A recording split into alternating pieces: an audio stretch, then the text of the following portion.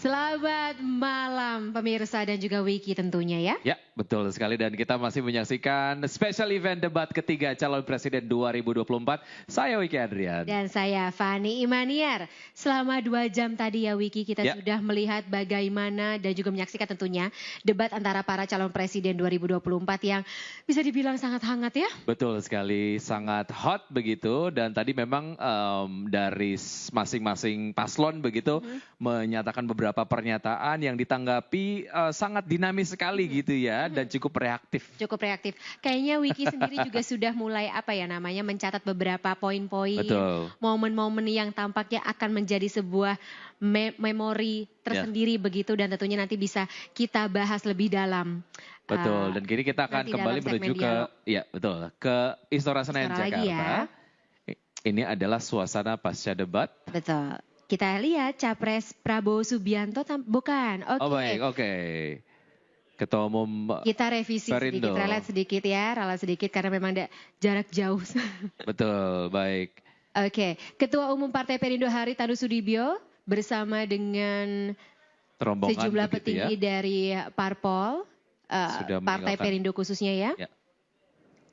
Dan biasanya kalau ada suasana debat ataupun mungkin kita juga masih menunggu para capres dan juga cawapres baik 01 Anies Baswedan Muhaimin Iskandar, 02 Prabowo Subianto dan juga Gibran Raka Buming Raka serta tentunya 03 Ganjar Pranowo dan juga Mahfud MD untuk keluar. Ada wawancara yang dilakukan dengan Ketua Umum Perindo Bapak Haritanu Sudibyo, kita akan simak terlebih dahulu wawancaranya. Kita harus pakai teknologi ya, dengan adanya kemajuan teknologi digital, jadi semua itu harus dipertimbangkan. Saya sepakat tidak hanya masalah pesawat tempur ya, tapi sekarang ini kan teknologi kan bukan hanya masalah fisik pesawat tempur begitu ya, tapi cyber itu juga harus diperhatikan. Jadi keamanan defense itu harus dilihat dari segala perspektif, termasuk mempertimbangkan kemajuan teknologi. Berarti sepakat dengan Pak Ganjar ya Pak? Sama. Makanya saya bilang dia hebat. Oke, baik. Ya. Terima kasih banyak Pak Hari. Terima kasih. Terima kasih banyak. Tadi dia wawancara dengan Bapak Haritanu Sudibyo begitu ya, Ketua Umum Partai Perindo ya. Memberikan pendapat terkait dengan apa yang tadi sudah disampaikan atau dipresentasikan oleh Ganjar Pranowo begitu ya. Dan tentu saja biasanya kalau setelah debat itu kan suka ada press conference lah. Betul, konferensi pers. Dan kita akan dengar mungkin ya bagaimana pendapat atau mungkin juga tanggapan dari masing-masing para pasangan calon ya, lebih tepatnya untuk capres baik Anies Baswedan, kemudian juga Prabowo Subianto dan juga Ganjar Pranowo terkait dengan bagaimana jalannya debat ketiga Pilpres 2024 tadi. Betul. Tapi kayaknya akan lebih enak kalau kita bahas lebih dalam ya Wiki, para narasumber yang sudah hadir bersama kita malam hari ini. Ya.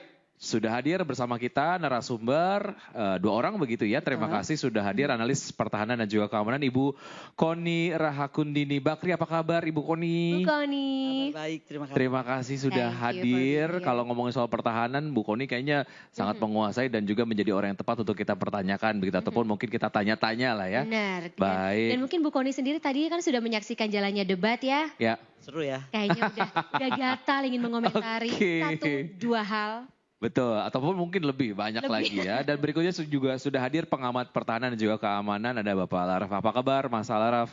Baik Mas. Baik, terima kasih sudah hadir ya. Tadi nonton semuanya ya, nggak ada yang terlewat ya? Nonton. Oke, berarti sudah ada poin-poin yang ingin dikomentari tentunya ya?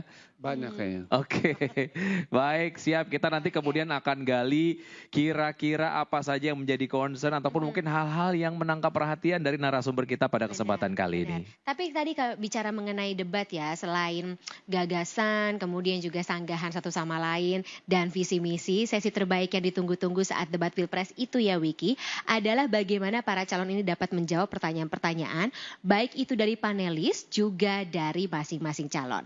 Saya lihat tadi sesi terbaik ini ada di debatnya dong tentu saja ya. Tapi kalau teh terbaik ya memang selalu ada di pucuknya. Karena pilihan presiden terbaik ada di tanganmu, pilihan teh terbaik ada di pucuknya. Betul, dan menjadi pilihan terbaik untuk Anda sendiri untuk menyaksikan special event pada kesempatan kali ini di iNews begitu ya. Ya. Baik, dan kita kemudian masih memonitor Memantau ya. suasana di Istora Senayan Jakarta pasca debat begitu, dan juga kita masih menantikan Konferensi kira-kira pers. para capres dan juga cawapres ini akan keluar begitu, dan Ini juga kalau akan melihat jaket memberikan bombernya Wiki keterangan ya di pers. kanan atas, ini tampaknya pendukung dari pasangan calon 03, lebih tepatnya Capres Ganjar Pranowo yang terlihat hari ini memang menggunakan jaket bomber, jas bomber, saya nggak tahu ini gimana. Jaket bomber. Jaket bomber ya, kan Oke. laki-laki tuh yang biasanya pakai ya. Pak Mahfud, Baik, Cawapres terlihat 03, ya. Mahfud MD, sudah terlihat ya. baik. Sudah terlihat keluar dari ruang atau aula Debat, utama Istora. betul, dan nampaknya ini akan menuju ke tempat di mana capres-cawapres Konferensi akan memberikan keterangan pers. Baik, Pak Mahfud. Oke, Pak Pak Ganjar Ganjar juga juga sudah nampaknya terlihat. sudah terlihat Dan begitu ya. siap untuk melaksanakan konferensi pers. Baik, kita akan ikuti sesi press conference yang akan dilaksanakan di area debat di Istora Senayan Jakarta. Saya Rista dari iNews mau nanya, di dalam debat tadi Bapak sempat menyampaikan sejumlah data dan fakta. Kalau misalkan dari sudut pandang Bapak, apakah Bapak merasa puas dengan debat pada malam hari ini, di mana pada saat memaparkan data itu sempat ada perdebatan dengan paslon lainnya? Terima kasih Pak. Enggak, saya tidak berbicara puas atau tidak puas. Tapi debat ini adalah edukasi kepada publik agar publik punya preferensi untuk memilih. Maka ketika ada statement datanya tidak benar, maka saya tunjukkan data yang saya kepingin dalam konteks debat, data saya dibantah. Sayang saya tidak mendapatkan itu. Maka ketika kita berbicara, sebaiknya kita sama-sama hati-hati. Maka saya orang yang fair, kalau tidak tahu, saya minta silakan dikoreksi. Tapi kalau saya punya data ini dan Anda tidak mampu mengatakan, maka Anda harus mengakui bahwa saya yang benar. Kecuali Anda punya cara yang lain yang sudah saya berikan kesempatan. Silahkan kali ini boleh dibantu, saya yang tidak ada yang membantu. Maka publik, masyarakat mesti diberikan edukasi berbasis pada data sehingga mereka akan mengerti. Itu benar, ini salah, ini omdo, dan ini benar. Ada yang lain? Silakan moderator. Siapa Selamat malam Pak Ganjar, Ya. saya Zulnis dari TVRI News Jakarta Pak. Oke. Pak, tadi Pak Prabowo berkali-kali menyatakan ingin membuka datanya kalau ada waktu yang cukup atau di forum yang lebih terbuka. Apakah Pak Ganjar nanti ke depannya akan menagih janji tersebut untuk mengadakan debat mungkin Pak di luar debat yang digelar oleh KPU ini? Tidak perlu, debatnya itu hari ini. Kenapa mesti besok? Kalau memang tidak siap, jangan berdebat. Kalau mau siap, ya persiapkanlah dengan baik debat itu. Maka kalau kemudian kita waktunya terbatas, itulah ujian yang paling bagus. Maka kalau Anda tidak perform, jangan menantang pada ruang lain. Ruang lain nanti ada ruang sendiri. Karena Anda akan berbicara dengan yang lain. Sebagai Menteri Pertahanan umpama, beliau akan berdebat nanti dengan DPR. Ya, dan publik akan melihat, tapi dengan saya sudah cukup ada di sini. Maka publik kita minta untuk menilai bahwa saya mengajak untuk membandingkan data dan beliau tidak sanggup. Ada lagi? Cukup? Oke ya, makasih teman-teman. Baik, terima kasih Bapak Ganjar dan Pak Mahfud atas waktunya. Dan sesaat lagi kita akan juga mengikuti Q&A dengan paslon berikutnya. Baik, tadi sudah dilakukan sesi Q&A gitu ya. Dengan capres nomor 3, Ganjar Pranowo dan ya. juga Mahfud MD. Baik. Langsung saja kita berbincang dengan narasumber-narasumber yang sudah hadir pada kesempatan kali ini. Saya ke Bu Koni terlebih dahulu bicara mengenai kepercayaan diri lah ya dari setiap masing-masing paslon lah pada debat soal pertahanan, ketahanan, kemudian juga geopolitik, hubungan internasional gitu. Politik luar negeri. Betul, banyak yang kemudian menyimpulkan bahwa ini adalah menjadi dalam tanda kutip makanan sehari-hari Pak Prabowo apabila kalau ngomongin soal ketahanan dan juga pertahanan gitu ya. Nah, kalau kita kemudian melihat kepercayaan diri yang lain gimana menurut Anda? Atau Pak Prabowo sendiri menurut Anda seperti apa? Mungkin Pak Ganjar barusan ya yang tampaknya juga masih terbawa adrenalin dan juga Ya, semangat betul. ketika tadi berdebat. Betul. Bu Koni udah ketawa nih kayaknya udah gatal mau nama. Gimana Bu Koni? Gimana ya? Apa sih yang disampaikan oleh Pak Ganjar barusan itu benar ya bahwa mungkin beliau ingin menyampaikan bahwa Kementerian Pertahanan itu tidak terbuka seharusnya. Karena kalau dia bilang harus rahasia, sebenarnya apa sih yang harus dirahasiakan dari sebuah procurement gitu. Alutsista itu nggak bisa rahasia karena pasti terlihat, terbaca. Yang rahasia itu bagaimana kita menggunakan, strategi menggunakan, di mana menggunakan, dan lain dan sebagainya. Jadi mungkin itu yang dikejar, karena yang paling penting yang ditekankan oleh Pak Ganjar adalah kenaikan anggaran pertahanan itu kan hampir 500%. Tetapi readiness kita tuh 60, sekian gitu kan. Jadi kenapa anggaran pertahanan naik dengan drastis tapi kemudian kesiapan kita atau readiness kita tidak.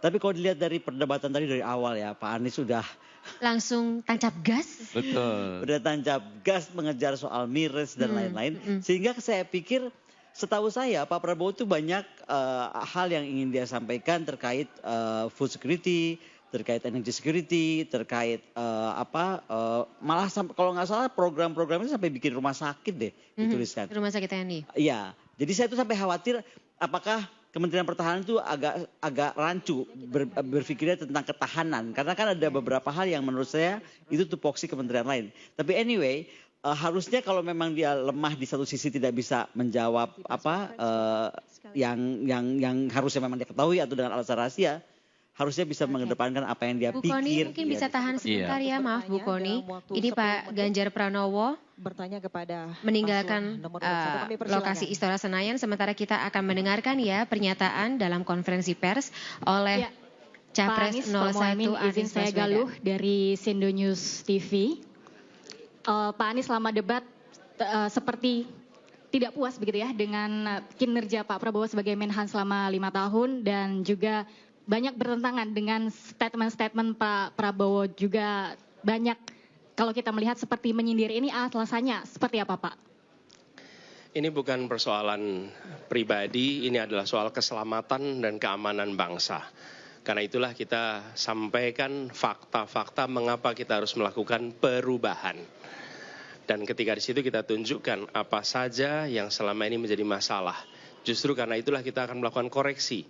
Kita ingin menghadirkan kepemimpinan yang menjunjung tinggi etika. Kepemimpinan yang mengutip kata-kata Panglima Jenderal Sudirman, hendaknya perjuangan kita harus didasarkan pada kesucian. Karena itu jangan lakukan kompromi dalam urusan etika. Karena ketika memimpin sebuah mekanisme pertahanan, angkatan perang, maka etika itu menjadi nomor satu. Itulah sebabnya mengapa kami betul-betul memastikan ini harus dijunjung tinggi.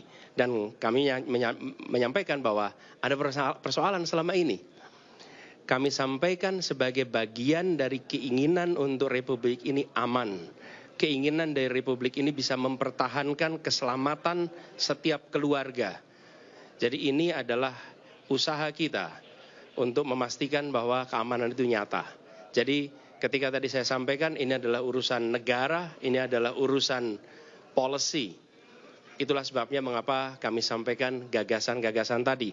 Dan dengan begitu, kami percaya rakyat Indonesia nanti bisa menyandingkan, bisa mengambil preferensi, bisa mengambil keputusan mana yang lebih tepat. Siapa yang lebih tepat untuk dititipkan keselamatan, keamanan bagi bangsa kita. Baik, untuk selanjutnya kami persilakan rekan media yang masih ingin bertanya. Selamat malam Pak Anies, saya Gi dari era.id. Izin bertanya Pak, tadi itu di dalam debat beberapa kali kan Pak Prabowo mengajak Pak Anies buat ngopi bareng untuk menjabarkan data ya. Apakah ajakan ngopi itu akan disetujui gitu Pak, diterima gitu? Itu yang pertama. Yang kedua, tadi juga Pak Prabowo menyinggung bahwa Pak Anies itu tidak cocok untuk berbicara soal etik. Itu aja sih Pak. Oh sama satu lagi, ada titipan rekan. Yang tadi di terakhir, apakah Pak Anies sempat bersalaman dengan Pak Prabowo waktu selesai closingan? Ya, terima kasih, itu aja Pak. Ya, gini. Pertama, Presiden akan menjadi panglima diplomasi dunia. Dan itu artinya berada di forum-forum global, menyampaikan pesan Indonesia untuk dunia. Selalu dalam kesempatan-kesempatan seperti itu ada protokolnya.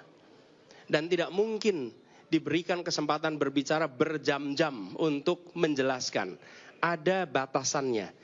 Justru kepemimpinan diharuskan bisa menguasai komunikasi supaya gagasan bisa disampaikan dalam waktu yang diberikan. Dan ini bukan urusan antara satu pribadi dengan pribadi lain yang harus dijelaskan. Ini adalah forum untuk seluruh rakyat paham.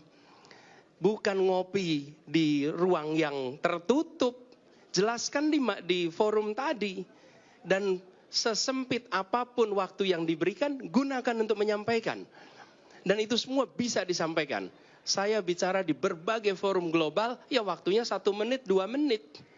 Tapi saya pernah menyampaikan di depan Sekjen PBB dalam waktu 2 menit. Dan gagasannya kemudian diterima oleh Sekjen PBB. Artinya apa? Ya memang kita harus menggunakan itu. Ini bukan antar pribadi. Jadi saya ingin garis bawahi, ini bukan ngopi bareng ditunjukin data. Keterbukaan di dalam menyampaikan pendapat itu penting. Dan transparansi itu diwujudkan. Bukan dalam bentuk kata-kata. Itu pesan pertama. Jadi ini bukan antar pribadi. Tapi justru untuk rakyat Indonesia. Yang kedua,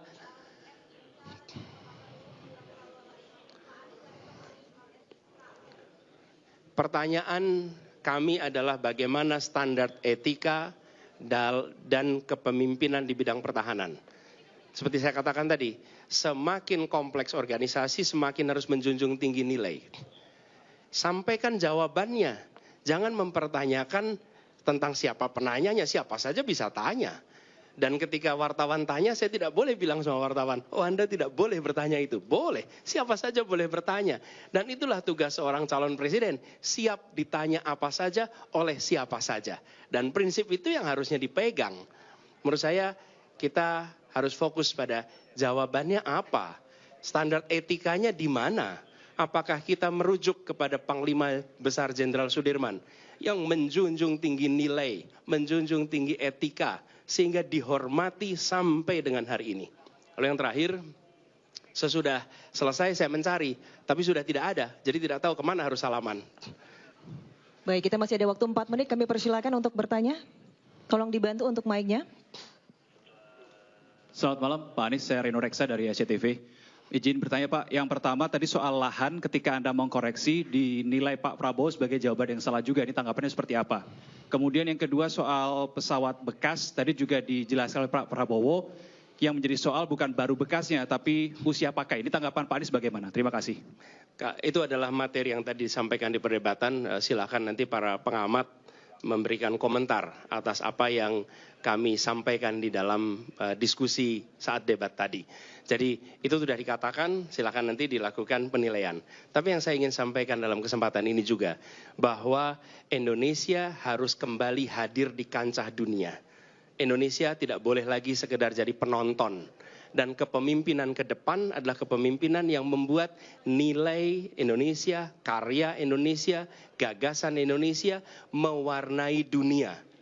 Supaya kita bisa membangun Indonesia lebih baik. Dengan kerjasama internasional, kita ingin kita jadi tuan rumah di negeri sendiri. Jangan sampai buruh-buruh asing justru mendominasi lalu kita kalah. Tuan rumah di negeri sendiri. Di sisi lain, kita hadir di kancah internasional menjadi tamu yang mempesona. Jadi tuan rumah di negeri sendiri, tamu yang mempesona dan dihormati di kancah internasional. Pesan ini harus disampaikan. Dan ini juga yang menjadi gagasan kita di era global. Indonesia, negara nomor 4 terbesar di dunia, bukan semata-mata sebagai penonton. Nanti silahkan para pengamat membaca ulang apa yang tadi dibahas, membaca ulang apa yang tadi disampaikan sebagai counter. Nanti publik akan bisa menilai, tapi bagian kami adalah memastikan pesan itu sampai. Supaya kita semua pada saatnya akan bangga. Kita bangga sebagai warga Indonesia, karena warga Indonesia dihormati di tingkat dunia. Itu. Masih diberikan kesempatan satu pertanyaan terakhir. Kami persilakan jika masih ada. Sudah tidak ada. Baik, terima kasih kami ucapkan kepada terima kasih teman-teman semua sudah mereportase kita semua. Semoga ini menjadi forum yang mencerahkan semuanya. Terima kasih semuanya. Assalamualaikum. Waalaikumsalam warahmatullahi wabarakatuh. Baik, sudah tadi baru saja kita simak ya statement dari Anies dan juga Caimin begitu. Tapi tampaknya yang menyampaikan adalah hanya Pak Anies saja karena capres yang berdebat pada kesempatan kali ini. Saya ke Mas Al-Araf bicara mengenai jawaban dari Prabowo Subianto terkait dengan alutsista bekas. Ada satu jawaban yang memang dari awal debat disampaikan ini bukan soal bekas atau tidak, tapi soal masa pakainya begitu ya. Kalau memang masa pakainya masih lama, kenapa enggak? Apakah jawaban ini bisa dijustifikasi sebagai satu hal yang nampaknya kita bisa terima gitu? Sebelum itu saya mau lihat yang secara umum ya. Silakan. Secara umum saya melihat debat tadi, saya bingung. Yang Menteri Pertahanan siapa nih? Bener, kalau melihat debat tadi saya melihat yang Menteri Pertahanan Ganjar atau Anies. Gitu. Karena yang punya Dua data itu yang ya? pantas. Pak Prabowo saya memang tidak melihat gagasan dia tentang pertahanan tadi disampaikan gitu. Pertanyaan-pertanyaan perdebatan tadi banyak yang tidak dijawab oleh Pak Prabowo dengan baik gitu. Oke, apa saja yang Mas Araf catat? Misalkan saya mengambil beberapa catatan ya, tentang Pak Prabowo ya. Khususnya terkait dengan pertahanan ya. Khususnya isu tentang Pak Prabowo kan lebih banyak menjawab saya setuju dengan Pak Ganjar, saya setuju dengan Pak Anies. Lalu kemudian sisanya hanya sebatas jargon dan slogan gitu ya. Saya menjadi catatan saya pertama terkait dengan isu pertahanan nih. Khususnya terkait dengan data-data tadi ya. Menurut saya penyampaian dari Pak Anies tentang tantangan terkait dengan data, adanya permainan dalam transparansi dan akuntabilitas di sektor pertahanan, karena ada pihak ketiga gitu ya, orang sering sebut broker, tidak dijawab dengan Pak Prabowo ya kan. Nanti dijawab di warung kopi kira-kira. Lalu pertanyaan juga dari Pak Ganjar tentang data juga tidak dijawab oleh beliau. Nanti aja dijawabnya nanti. Saya bilang ini kita sedang diskusi tentang debat kandidat presiden. Boleh lihat debat kandidat presiden dimanapun misalkan ya di Amerika Serikat. Ya semua debat harus menyajikan tentang data, bukan datanya diskusinya nanti gitu. Itu pertama ya. Yang kedua adalah tidak ada alasan dalam konteks kerahasiaan itu gitu. Karena yang dipertanyakan adalah tentang dugaan permainan transparansi dan akuntabilitas, itu harus dijawab. Yang kedua terkait dengan target capaian Mas Araf, MF. kami terpaksa potong dulu. Kita tunda sebentar, kita akan dengarkan sementara ini terkait dengan konferensi pers yang akan dilaksanakan oleh Capres 02. Ya, yang bersangkutan tadi barusan Mas Araf komentari ya, Baik, Prabowo Subianto. kita ikuti. Baik, saudara-saudara sekalian, terima kasih. Saya ingin menyampaikan beberapa hal. Pertama, terima kasih kepada masyarakat.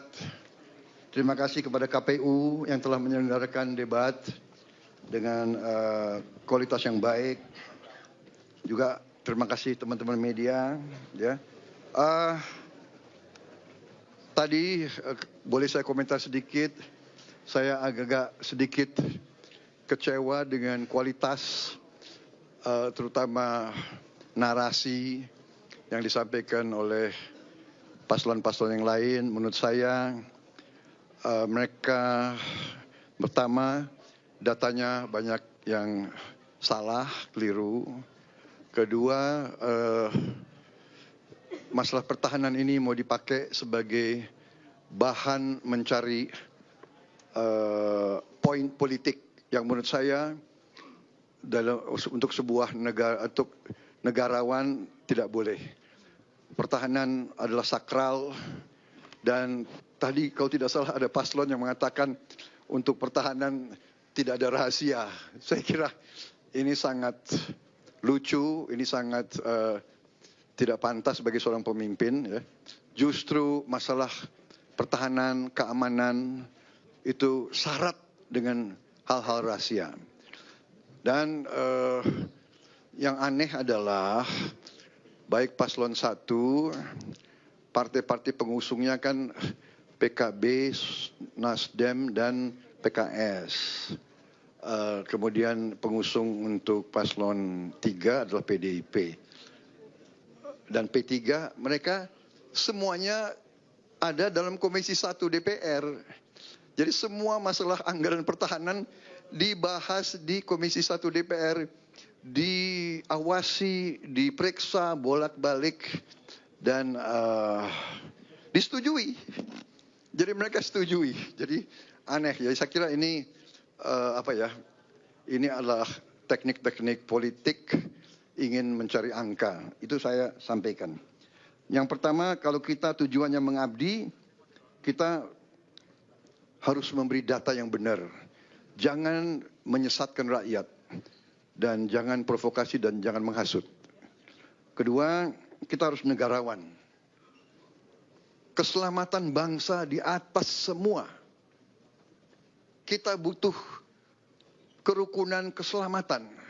Jangan karena ambisi ingin jadi presiden, ingin jadi wakil presiden, seenaknya bicara. Ya, ini saya kira tidak pantas. Saya, ya terus terang aja saya agak kecewa. Tapi sudahlah, tidak apa-apa. Saya percaya dengan rakyat, kami di depan rakyat, rakyat yang punya akal, rakyat punya hati, rakyat yang akan menilai. Ya, saya kira demikian. Mengenai Palestina kita tegas, kita mendukung. Presiden sudah memberi petunjuk kepada saya. Setiap saat PBB minta, kita siap mengirim pasukan perdamaian. Kita siap mengirim kapal rumah sakit. Dan kita terus sampai sekarang pun melakukan kontak sama Mesir, kontak sama negara-negara yang berkepentingan di daerah situ. Saya kira prestasi Kementerian Pertahanan sangat jelas. Di bawah kepimpinan saya, industri pertahanan kita dalam negeri mendapat kontrak paling besar selama sejarah Republik Indonesia. Ya, mendekati 11 miliar dolar. Kemudian industri pertahanan juga mulai mendapat laba yang juga cukup terbesar di Republik ini. Kita punya terobosan-terobosan banyak. Kita membangun kita bangun 24 rumah sakit, 25 rumah sakit di seluruh Indonesia dalam kurun waktu masa kepemimpinan saya. Kemudian kita membangun 4 fakultas di bidang sains, teknologi, engineering, matematika, fisika, kimia, biologi. Kita punya terobosan-terobosan di bidang air, juga di bidang perbenihan, kemudian juga nanti di bidang inovasi pemukiman murah untuk rakyat kita. Jadi banyak sekali prestasi kita, dan masalah barang-barang bekas itu saya kira juga menyesatkan. Alat-alat perang itu usianya rata-rata 30 tahun. Yang penting adalah usia pakai, flying hours, sailing hours, dan tentunya kita ingin yang terbaik, kita ingin termodern, tapi kenyataannya kadang-kadang kita perlu untuk memiliki alat-alat menutupi kekurangan sekarang. Saya kira intinya itu yang ingin saya sampaikan. Ya, saya kira sudah jelas penjelasan saya. Mungkin Mas Gibran mau tambah? Tidak ada?